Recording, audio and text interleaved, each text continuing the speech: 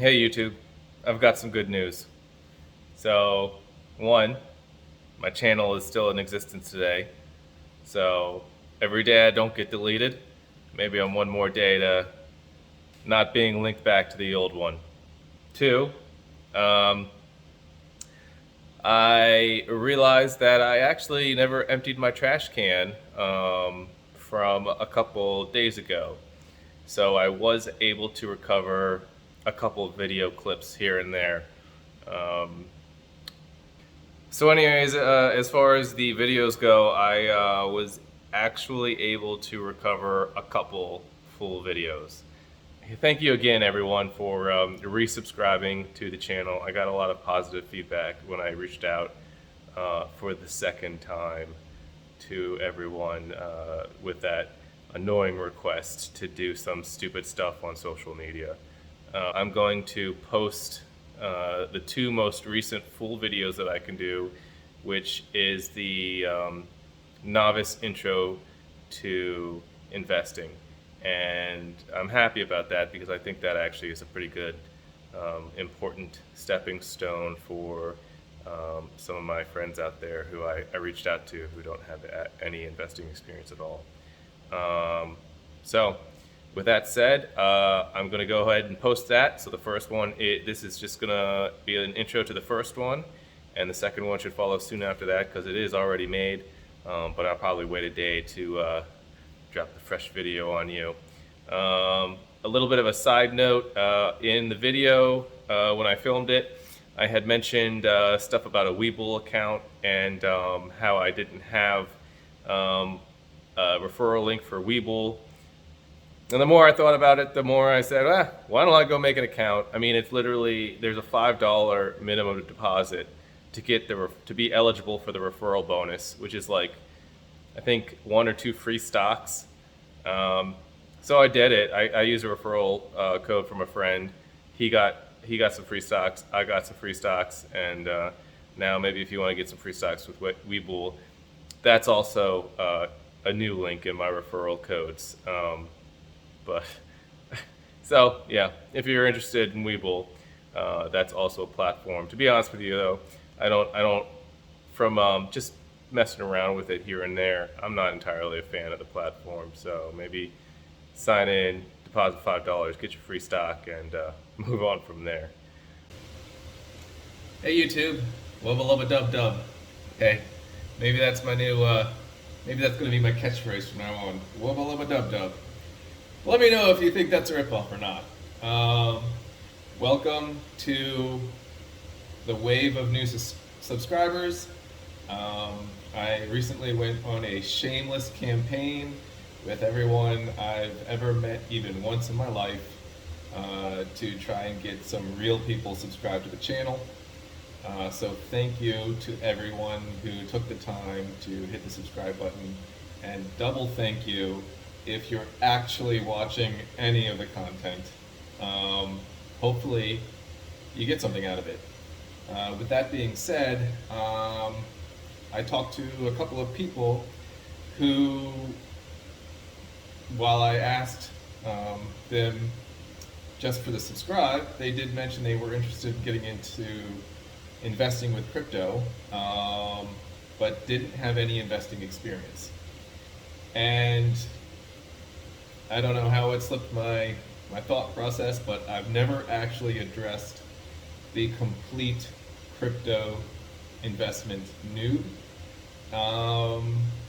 Probably because I just assumed that if someone were to find this channel from a search online, they're already investing in crypto. They're already experienced. But with that being said, some of the people that I reached out to who are now subscribers, theoretically, to the channel, don't have the experience to be comfortable with me just saying, hey, yeah, use some of the links in my description and go buy crypto. You know, they don't know what a limit order is. They don't know what a market order is. They don't know how to put money in an investment account. So I thought maybe I would do a video for the absolute investment noob. So if that sounds like you, stick around and watch the video. If that doesn't sound like you, maybe not too much content here for you, but hit the like button on the way out, maybe. This also might be a longer video. I'm not too sure. There is obviously a lot to cover from zero to crypto. um, so maybe it's going to be a two-parter. I'm not really sure. I'll see how I feel about how detailed I might get and what topics I really cover. With that being said, if you're new to the channel, here's the laydown. I always cover the Bitcoin price first because Bitcoin is king. Unfortunately, Bitcoin's not very exciting right now. 34,700 at time of recording, and that's still pretty boring action to me. It's looking kind of bearish for the crypto and investment noob.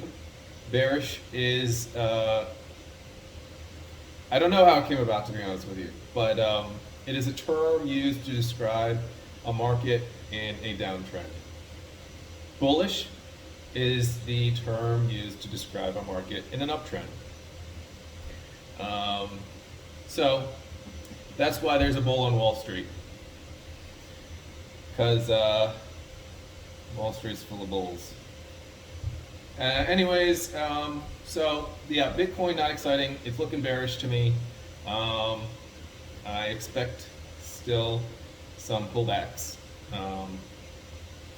Some people are calling for really low pullbacks in the low, like maybe 20,000, maybe 19,000. I don't see that coming, but I do not see mid to high 20s out of the question still.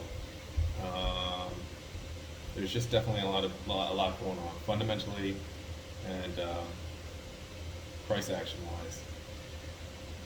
So with Bitcoin out of the way, the next thing I usually do is shield the channel.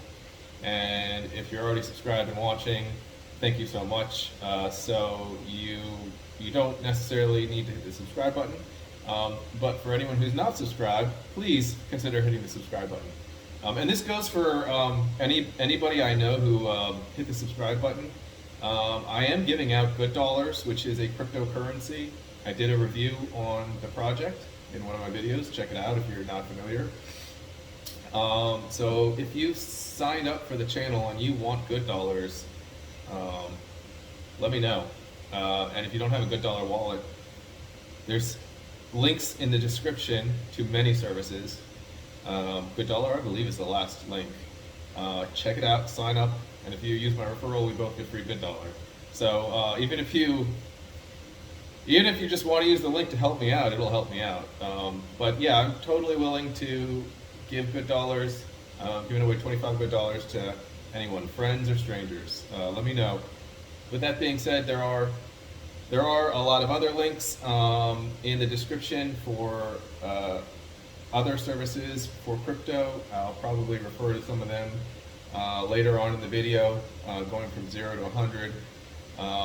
All of them are pretty decent and, for what they are. I gave brief little descriptions about what they are really, and so hopefully that'll be helpful. Okay, so I did make an outline for this video. Like I said, I would get more organized with my videos, especially since this is going to be one that's zigzagging everywhere. But let's assume that you have absolutely no investment experience. The first thing you need to know is I'm not a financial advisor. Do your own research. This video is for entertainment purposes only. Everybody says that because, well, most people aren't financial advisors. And even if they are, they're not your financial advisor. So the thing you have to realize about people giving information on YouTube is nobody really knows for sure, right? And no matter how skilled people are at investing, it's really just educated guesses. You can never, if you knew for sure what the market was going to do, you'd be the richest person on earth. You would just take out giant loans, leverage yourself to the teeth, and for sure you would have you'd make a for sure bet, right? It's like knowing what horse is going to win the race or what the lottery numbers are. If you knew for sure what an investment was going to do, there's no limit to the money you would make. Now, some people are very successful, but the reality is that um, you're really, when you invest, you really just want to risk minimize, well, depending on what you're comfortable with. Um, because generally with more risk comes more return. Sorry about that. My camera ran out of memory. So anyways, you should expect to lose some trades. But your goal is just to win a higher percentage than you lose. And realistically, one of the biggest problems new investors face is dealing with their emotions. Generally, when you get involved in investing, when you first start out, it's because you don't have much money and you want to make more. If you already had as much money as you wanted, you probably wouldn't think about investing at all. And if you did it, there would be no pressure. But the reality is, for most people, money means something to them. And when someone risks something with meaning, emotions can cloud your judgment. This is one of the biggest problems with new investors, and it is something that you just have to kill inside of you. Try to be as emotionless as possible. Some of the things that help with this is to have a plan before you get involved in a trade. Know what your goal is.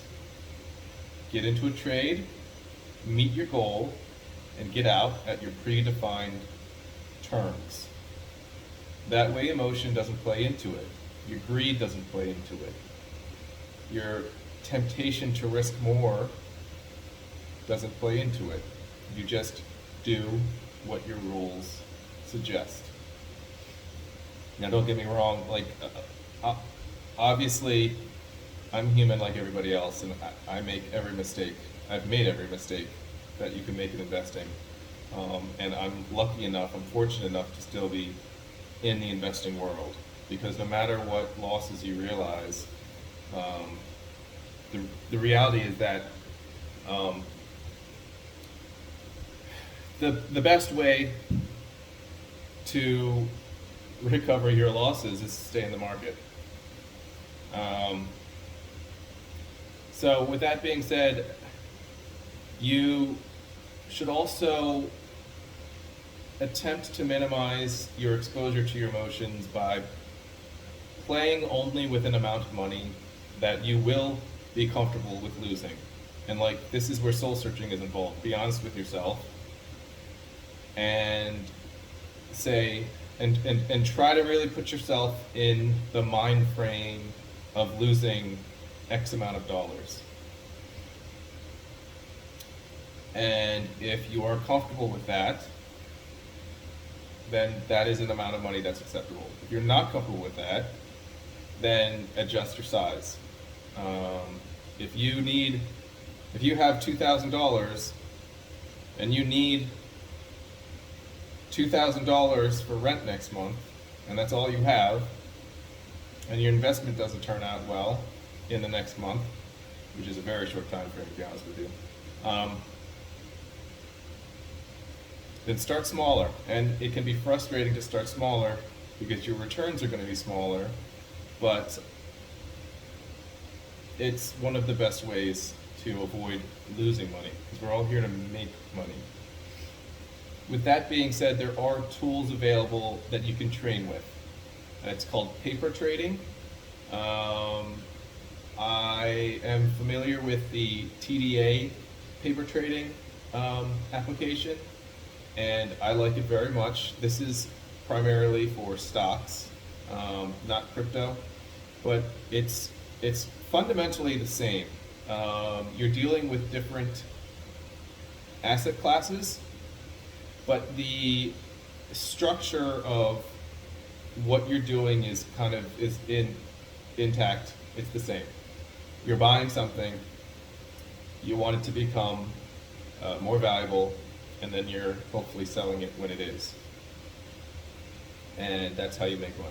So in the stock world, when you're investing in stocks, I do use TDA as a brokerage. No brokerage is perfect, but I'm comfortable with TDA. They have good tools. The one thing I would say is stay away from Robinhood, for a lot of reasons. If you already have a Robinhood account, consider moving. I don't even have a referral link for TDA or anything. I think Webull gives referrals. And maybe someday I'll look into that. I haven't been too motivated to set up a whole nother brokerage. But yeah, maybe if you know somebody with a Webull referral, then you could. I think they give 2 free stocks out for signing up. So look into that. Maybe if I'm shilling them, I should go get a Webull account so I have a referral link to give you.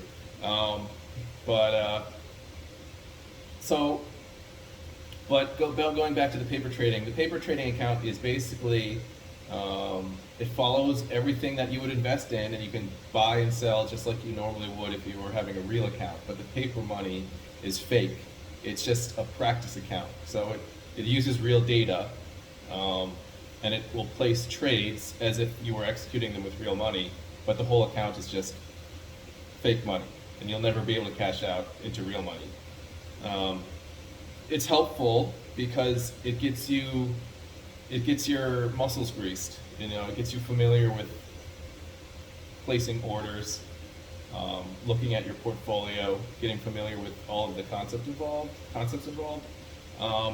But the one fault there, I think, is that it still is not real money. And so no matter how much practice you can get with a paper account, the emotions that you think you're conquering, the things that you think you're getting familiar with, are not entirely there. Because when you have monopoly money you're playing with, you have no emotions. When you have real money, let's say you earn $15 an hour, and you're playing with 80 hours of your life, it means something, So a paper account will never help you conquer your emotions. And then everybody's different. So some people very easily can get over it, and other people can't. And I know people who can't. I'm very good friends with people who can't. It's too stressful. There's just no getting over it for them.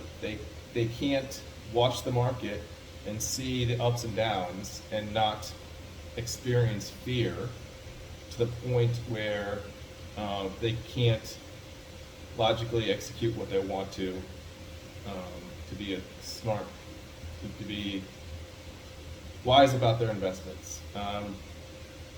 And this is just how everything in life is. Different people have different strengths and weaknesses, and not everybody's going to be good at everything. And at some point, if you're not a good investor, you might want to just swallow that pill. And I don't want to say don't invest, but maybe concentrate more on saving or other long-term investments that do not require your involvement. Passive strategies, 401ks and whatnot, even though I think they're doomed too. But that's another thing. You just have to realize what your strengths and weaknesses are. If you are not the type of person who can overcome your emotions with money, then you are going to fail. This is already a very long video, so I can guarantee you that it's going to be a multi-part series, because I've only even gotten into basics of investing. I haven't even touched into the cryptoverse yet. But I think this is important. I might even create a whole separate playlist page for this, because like I said, this is square one. I guess this is just the kinds of things you need to know before you go out and buy Bitcoin and Ethereum, So I might be rambling a bit too, and I'm sorry if I'm making this unnecessarily long, but I, I do want to.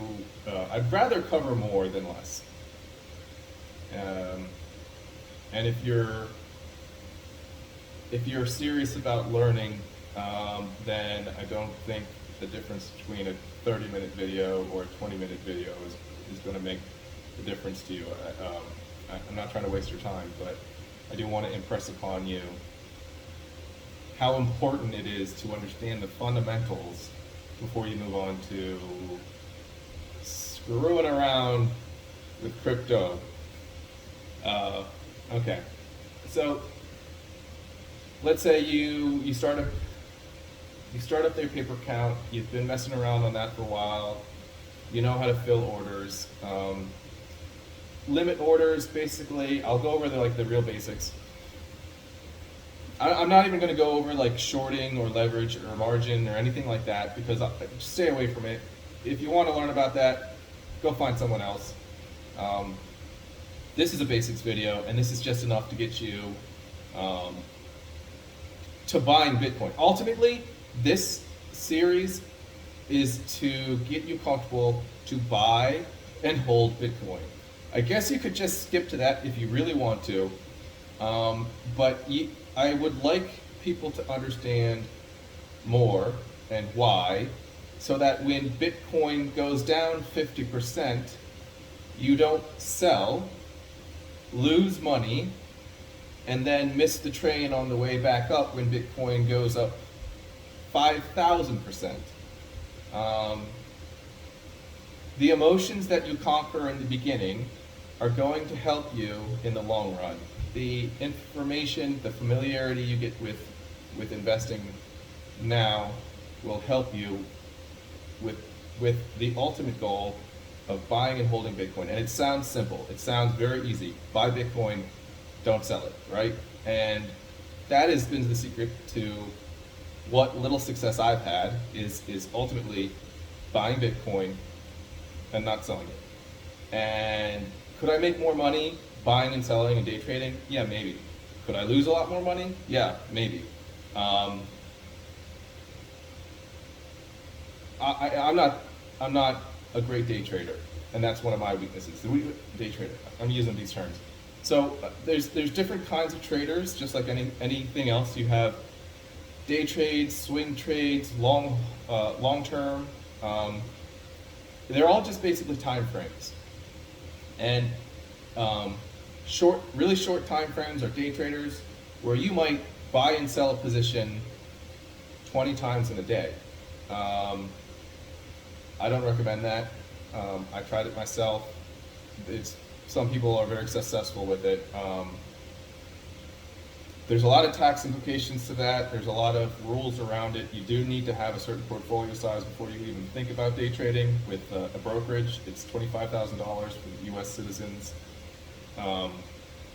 So if you don't even have that amount of money to play with, then don't get involved with day trading. Because then you'll only have, I think it's 4 day trades in a revolving time frame.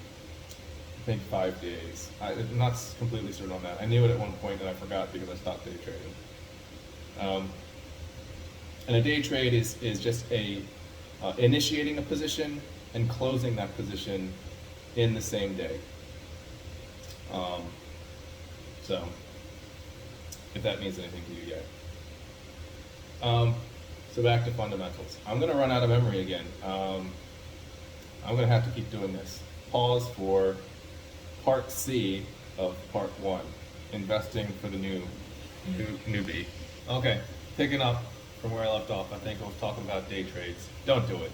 I'm going to go over some terms just because you're probably going to hear them in the investing world, and you should know.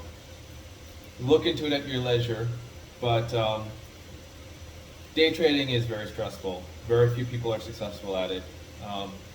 The only reason, again, I touch on it is because maybe this is your style. Maybe you get into trading and you actually realize, hey, I love options. I love day trading. I love shorting. And while this isn't for me, maybe you should know about it in case that's something for you. I don't think most beginners are really going to find their footing in it. But hey, what do I know? Maybe that's you. So day traders, you're looking for high volatility. Volatility is just a measure of price action, basically, the ups and downs. High volume, frequency trades where people are buying and selling the ever-loving crap out of some stock. Usually there's a catalyst behind why there's this high volatility. You won't just see stocks that are always volatile. It just doesn't happen. There's usually something surrounding a specific time or event why there's increased volatility. And this could be news of a merger, new research coming out for a company, some announcement, whatever, anything you can imagine that could make a company look good or bad. And so shorting is when people will shorting, long explanation short. When you short a stock, you're selling you're selling that stock without owning it, and it has the same effect as selling the stock. It'll decrease the price, and then when you get to your target, let's say you short the stock at $10, it goes down to $8. You've met your target and you sell at $8. It's called buying to cover. So you've sold the stock you don't have, you buy it to give it back to the person you borrowed it from at $8. So that $2 difference is where you make your money, because you sold it for $10 without having it, you bought it, gave it back, and you pocket the $2 difference. So that's called buying the cover. One of the reasons I don't like shorting is because when you buy a stock, you can buy it at like $5, and theoretically it could go up to infinity, and that's where you're making your money. The opposite is true with shorting.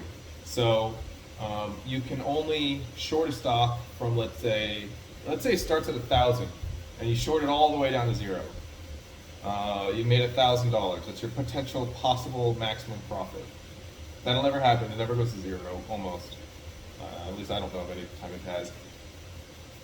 But your maximum potential profit is $1,000. Well, your potential loss, if it doesn't go down, if you're shorting it and it actually goes up, then you're losing money, because you sold it at, let's say, $1,000, and if it goes up to $3,000, and you have to buy the stock eventually to give it back to the person you borrowed it from, you lose money all the way up. And if it can theoretically go to infinity, then your theoretical possible loss is infinity. So I don't like to short. I don't mess with infinity. There are people who are very successful with it. There's a movie out there, The Big Short. Very good movie, very good movie. But I'm not there. Again, that's just not for me. Go play with it on your paper account. Maybe you're good at it. So anyways, day trading, very involved. Generally, you can't do this anyways if you have a job, because when you're day trading, you're literally watching the charts minute by minute. And when I say the charts, let me explain what charts are. I'm going to pull up a quick picture here, if I can edit this in successfully.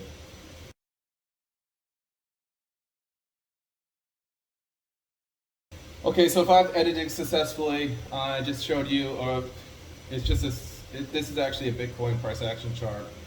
It's just a quick example of what you're looking at. It doesn't really matter. It's just, suffice to say, you can map any time frame you want. You're generally looking at shorter time frames if you're day trading, and longer time frames if you're doing longer holds. Where was I? Charts. When you want to start actually doing research into what companies or crypto you want to buy, one of the things you can do to analyze this is technical analysis. There's two main things: a fundamental analysis and a technical analysis. Technical analysis is like reading someone's horoscope. a bunch of malarkey, but everybody believes in it. And so when everybody goes by these same tools, it tends to be a self-fulfilling prophecy. Um, what you're really looking at is, I forget where I heard this, but you're looking at a line graph of the emotions of Wall Street. That's what you're looking at. When you chart the price going up and down, you see where people get scared, you see where people get greedy, and the ups and downs. And when you're trying to analyze certain features of this line graph, you're really just trying to read into the psychology. Why did this pattern of ups and downs occur? People live and die by this stuff. I tend to take a holistic approach. I look at everything. Just because I'm not a believer in TA, technical analysis, doesn't mean it's not information. And I'm a huge advocate that the more information you have, the better. As long as you can sort through what is information and what is like misinformation. So technical analysis, it is a thing. People use it. I've studied it a little bit. I'm not a charting expert. There are people who will do dazzling things with charts. And again, maybe because I'm not such a believer, I haven't delved into that world so much. Again, I think there's even a time aspect to this. Emotions tend to come out, I think, a little bit more on shorter time frames, and so day traders probably do get a little bit more out of. This is just me spitballing things. I'm literally just thinking about this off the top of my head. I think day traders might get a little bit more out of technical analysis because there is not too much that can fundamentally change in one day. Yeah, you can have one news event or even a couple of news events, but to have a real, and so fundamental analysis is to actually just look at the information of something. What is their profits? What is their debt? What is, how many assets do they own? All of these like aspects of a business or a crypto that are fundamental to your understanding of a snapshot in time of how strong their business is. I don't think there's too much that can change fundamentally in a day, but someone's emotions can go up and down like a roller coaster every hour. I think on a shorter time frame, if you're going to be doing day trading, your most powerful tool is going to be technical analysis. That being said, I'll probably skip over quite a bit of TA unless some other things come up, just to familiarize yourself with it, because there is long-term TA as well. You'll have green candles and red candles, and the green candles is when the time scale, you can have any time scale. Let's say you're looking at the 1 hour chart. Okay, so every candle that you see is going to represent 1 hour of time. And if the hour starts lower than the hour ends, so the price has gone up, you'll see a green candle because it starts low, like say $5, closes at $10. That's a green candle. If the opposite's true, starts at 10, goes down to 5, you'll see a red candle for that same time frame, and that represents that hour of price action. Now, during that hour, because price can go up and down pretty quickly, especially with volatile stocks, you can have the price go up and down a lot. It can actually even go up to 12, down to 1, and then still close somewhere lower than it opened. And so at the top and the bottom, you can also have wicks. And those are those lines at the top or the bottom. where that's where price action went, but the open and the close are what's called the candle bodies, which is the big fat part of the candle. Generally speaking, the candle bodies, the actual open and close, are more important than the wicks, because the wicks are a shorter time frame. And when in doubt, zoom out. There's a lot of sayings. Basically, the longer the time frame is kind of a better idea of what is actually happening. So that is just to familiarize yourself with charts, and then you can look at a lot of different indicators and tools. You know, there's the MACD, there's the RSI, there's volume bars, there's all sorts of there's Fibonacci retracements. Again, all of these are tools that people use, and some of them are the latest and greatest, and they're great until people realize what they are. Then everybody starts to use them, and the more people that start to use them, the more they are self-fulfilling. But anyways, charts, pretty self-explanatory. You're looking at the price action. Okay, going on. Moving on. So let's say you find a time frame that you're happier with. It's probably a longer time frame. I'm just guessing. How do I find something that I want to invest in? That's more difficult. There's all sorts of investing. There's growth. There's value. There's momentum. And just like everything else, different people fall into different categories. You know, there's the Warren Buffett investor, and they just look for undervalued stocks. They're value investors. I think that's a little bit boring these days. That's probably why I'm into crypto. But it is a very strong and reliable type of investing. So if you're interested in all of the ways to find things to invest in, that could be a whole other slew of things. I mean, that actually, even one type of investing could be a whole 4-hour video.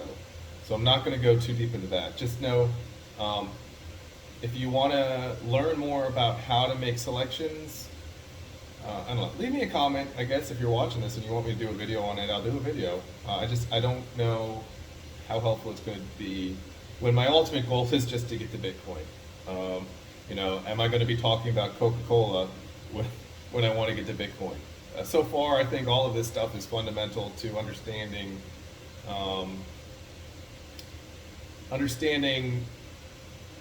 what you're looking at when you're looking at investing. But crypto can be very different, and actually, that's one of the things I like about it. You know, what I said earlier, you don't find a stock that's just always volatile, right? Well, there is crypto, and crypto is almost always volatile, and it's a double-edged sword. People don't seem to like that when they're traditional investors because they're scared of putting money in and then potentially losing half its value the next week. And that happens in crypto. And that's actually a good thing. Because yes, crypto is volatile, but it works both ways. You don't have explosive growth to the upside without retracement to the downside. It just doesn't happen. It's unhealthy to have nothing but up. So just as much up you have, you're probably going to have some down. Over the long run, if you zoom out, Bitcoin goes up. And I said Bitcoin, not crypto, and I meant Bitcoin goes up. Bitcoin, in my eyes, is the only investment. Everything else is a trade. Know what you want to do when you get in and get out, and ultimately you're just trying to make money faster to get more Bitcoin. At least that's how I play it. There is a lot of money to be made in altcoins, and there are even some altcoins that I think are decent long-term holds. I just don't have. I just am not in love with anything like Bitcoin. So, as I may have mentioned, most of my holding is Bitcoin, and that is how I sleep well at night. Again, maybe you find yourself after you've gone down your whole learning experience, and you've gotten comfortable with everything, and you might find yourself completely sold on ETH. Okay, you know, I hope you're very successful. I think we can all be winners, honestly. I don't think anything matches Bitcoin, and I don't think that's contested. Actually, I think most people involved in crypto will say that Bitcoin is pretty much the king of crypto. Um, so, with that being said, let's focus more on crypto now. Okay, let's assume you've gotten the basics of investing. You know, you're comfortable with playing around on buying and selling. Um, where do you go to buy and sell crypto? I don't believe I've done a review video on it yet. I plan to at some point, but the go-to exchange for most US customers is Coinbase. Love it or hate it, it's huge. It has plenty of liquidity. It's relatively reliable. It's relatively decent fees. It's not really the best at anything, but it's solid. I have a referral link in my description. I think we both get $10 of free Bitcoin if you sign up and make a trade or something like that. The details change slightly here and there, so I'm not really familiar with it currently. I think it's about $10 or $20 of Bitcoin for some sort of trade, initial trade. But there's Coinbase and there's Coinbase Pro, and one login will get you access to both. It's just there's two different sites to it, which can be comfortable for people. Coinbase Pro gives you more control over the kinds of orders you carry out, and the Coinbase regular is probably just a little bit more comfortable to use, and they are you have the same account, gives you access to both platforms, but for some reason they separate your holdings too. So you won't necessarily see money in your Coinbase Pro if you have it in Coinbase, and vice versa. You can transfer it back and forth very easily, but know that if you sign in to Coinbase, deposit $1,000, and then you want to go play around on Coinbase Pro, you don't have to see the $1,000 there. You just have to transfer it over, and I don't know why they separate it like that, but they do. So, okay, let's say you've gone and set up your Coinbase account and you're ready to buy. I think it's important to touch base on, again, position size. Like I mentioned earlier, let's say you have an amount you are comfortable with buying, $500, $5,000, it doesn't matter. Let's just say, for the sake of argument, it is $5,000. You wouldn't necessarily just want to buy $5,000 of Bitcoin at market price. Because of the volatility, you don't know, even though I can look at what it's doing right now and say, oh, I think this is going to happen. I could be wrong. I could be completely wrong. And the analysis is basically just a statistical likelihood of, if this happens, then I think this is likely to happen, and if that happens, then this is likely to happen. And likelihood is not for sure. So, like if you bought $5,000 of Bitcoin today at market price, it's entirely possible that you lose half your value tomorrow, the next week, whatever. So you wouldn't necessarily just go in all at once. You would establish your initial position. Let's say it's $1,000. You just split it up into fifths, and you buy $1,000 at market price today, and then next week you do the same thing, $1,000 at market price in a week, and the following week you do the same thing with $1,000, and the following week until you've bought into your $5,000 position. That's called dollar cost averaging. That just means that because you don't know what the actual price is going to be, if you stretch out your purchasing over a longer time frame, then you're more likely to capture the ups and the downs and have a decent average somewhere in the middle.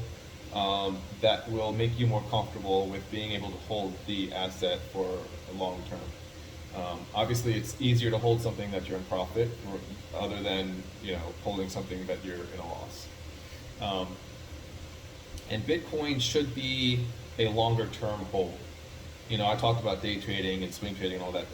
Bitcoin, especially, I think you will find your most success with Bitcoin as a long hold. I'm the ultimate hold. Like, I don't ever plan on actually selling any Bitcoin if I can avoid it. And we'll get to that later. How do I make money if I never sell? But the in the history of Bitcoin, as I understand it, Bitcoin, there's no 3-year time span in which if you bought it and held it for 3 years, you would lose money. So theoretically speaking, and again, history doesn't repeat itself. Sometimes it rhymes. Just because you can look at the past, you can't say with certainty that this is going to occur in the future. So even though that is true, I still can't say with certainty that a 3-year time horizon in Bitcoin's price action, there may exist in the future where it does go down. Who knows? But historically speaking, if you bought and hold for 3 years, you're in profit. So let's say if your time horizon is 3 to 4 years, where you don't need $5,000, then perfect. That is the mindset that you should be entering with. Now, I could get more technical about how to do more short-term investments with Bitcoin. That could probably be a later video. I'm touching still on the real basics, the fundamentals of getting involved in crypto, like how to get set up. So, so you're on Coinbase and you're doing your dollar cost averaging. Perfect. There is something also called dynamic dollar cost averaging, where you can, let's say, out of that $5,000, maybe you even set aside another little chunk of it. Let's say $3,000 you dollar cost average, and then $2,000 you're going to dynamic dollar cost average. You would set a buy order, a limit buy order in Coinbase Pro for a certain retracement level. So you'd be buying the dip. This is basically in the up and down of Bitcoin. When the price action falls a lot, one of two things are going to happen. It's either going to recover, one of three things. It's either going to recover, or it's going to keep going down, or it's going to go sideways, right? But a lot of times when you see huge retracements, you'll see a little bit of a bounce back, or a lot of a bit of a bounce back. And so generally speaking, if you buy that dip, you're getting a very low purchase price, which is likely to recover if you're in an uptrend. The trend is your friend until the end. Nobody knows where the end is. But generally speaking, again, when in doubt, zoom out. So on a shorter time frame, it might go up and down and dip.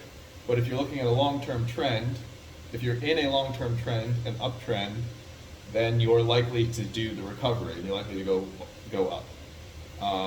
So like right now, we're in a short-term, well, I believe we're still in a long-term trend up and a short-term trend down. So we're short-term bearish and long-term bullish. And generally the longer time frame is the more powerful one. So when I'm looking at the market right now, $34,000 Bitcoin, I think this is a good purchase price. I think this is a fire sale for Bitcoin. So let's say you want to do your dynamic dollar cost averaging. If it's 34 right now, let's say, I think it's going to dip down to 30. So even though you've done your market order already at 34,000 for $1,000, let's say you put another $1,000 to be triggered when Bitcoin is at $30,000. So that would be your your limit buy at $30,000 Bitcoin price, and it would trigger if that fell. If it never falls to that price, then it's never going to fill your order, and you'll just have to change it, or you can sit on it forever and hope it falls one day. At some point, you're going to have to readjust your expectations. If it's at $1 million a coin, I don't think it's going back to 30. So, for instance, I continuously buy Bitcoin, and right now some of my limit orders are set at around $30,000, $28,000, and I think I have one at 25. And to be honest with you, that last one I always put at something that I think is just the lowest of the low. I don't think it's going to go there, but if it does go there, well then great, I just got cheap Bitcoin. So that's my strategy. And so I continuously buy. I bought basically every month. You know, I was buying Bitcoin when it was $60,000. I was buying it when it was 50. I was buying it when it was, you know, 9,000. I was buying it with 20,000. I've been buying Bitcoin continuously. Basically,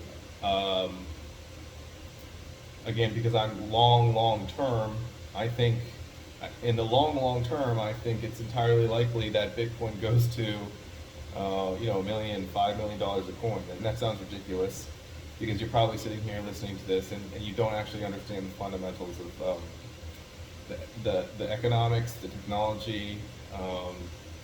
But I promise you, I'm not crazy. It is possible. Maybe a later video can go over the reasons why I think this is a possibility. I think I touched on it a little bit in a previous video, why Bitcoin. Honestly, I was ranting in that video. I don't remember everything I said. So I think this is a good place to stop part one.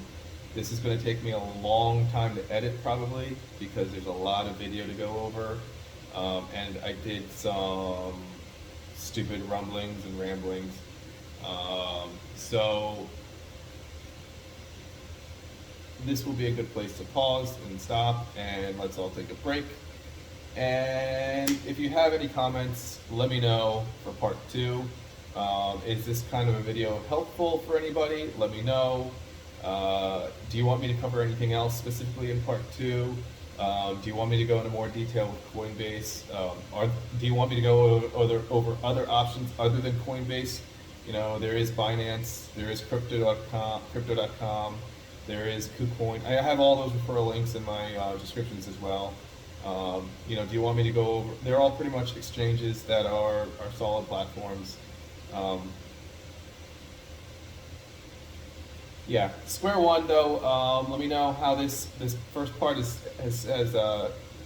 how this first part tastes, and I will try to adjust accordingly for part two, and bring everybody up to speed so that we can all start making money on crypto.